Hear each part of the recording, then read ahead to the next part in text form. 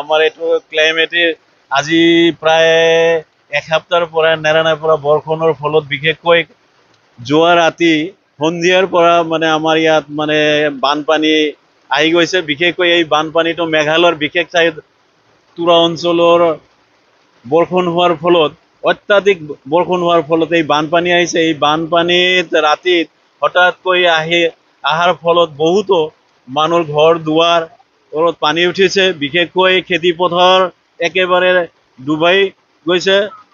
প্ৰায় ধান মানে অলপ কেইদিনমানৰ ভিতৰতে হয়তো তাৰ থোৰটো ওলাব, এনেকুৱা অৱস্থাত আজি আপোনালোকে চাইছে খেতি পথাৰ গোটেইখিনি পানীৰ তলত বুৰ গৈছে।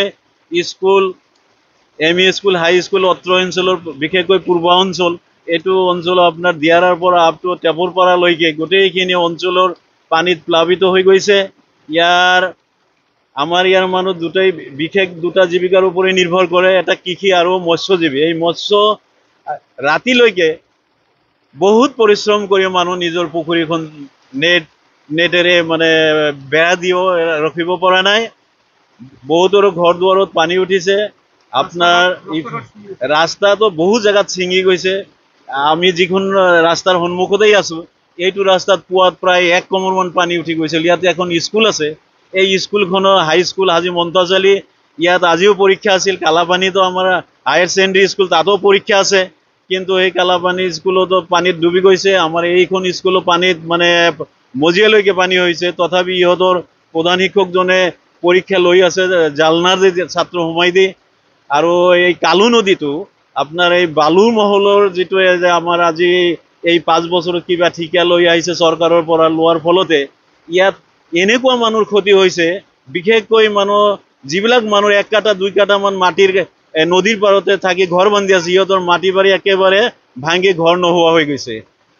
যোৱাকালিৰ বানত বিশেষকৈ আমাৰ এই পাহাৰ ভাঙাৰ ওচৰত ইয়াতে এটা খাল ওলাইছে, টেবল পাৰা দি ওলাই গৈছে নদীৰ পৰা। আৰু ইয়াত প্ৰায় আপোনাৰ পানখাতা জিপি পৰিছে, কালাপানী জিপি পৰিছে, ইয়াতে আপোনাৰ বেঙেৰিভিটা বাঘাপাৰা অঞ্চল আৰু আপ টু দিয়াৰা বুলি ক'ব পাৰে, পাথৰীয়া অঞ্চলো ক'ব পাৰে, মানকাছাৰতো ইয়াৰ প্ৰভাৱ লাষ্টত পৰে, যথেষ্টখিনি পৰে। গতিকে ইফালে আপোনাৰ উত্তৰ ফালে যেনেকুৱা ধানোৱা আছে, এইটোতো কৃত্ৰিম বানেই হয়, পাহাৰৰ পানীখিনি ওলাব বোলা কোনো ঠায়েই নাই। ইভেন এইটো বানতে আমি হয়তো যথাসম্ভৱ সাব ডিভিজনৰ যিটো হেডকোৱাৰ্টাৰ, ডিষ্ট্ৰিক্ট হেডকোৱাৰ্টাৰটো, এইটোও পানীৰ তলত মাজে মাজে সময় অসুবিধাৰ সন্মুখীন হয়।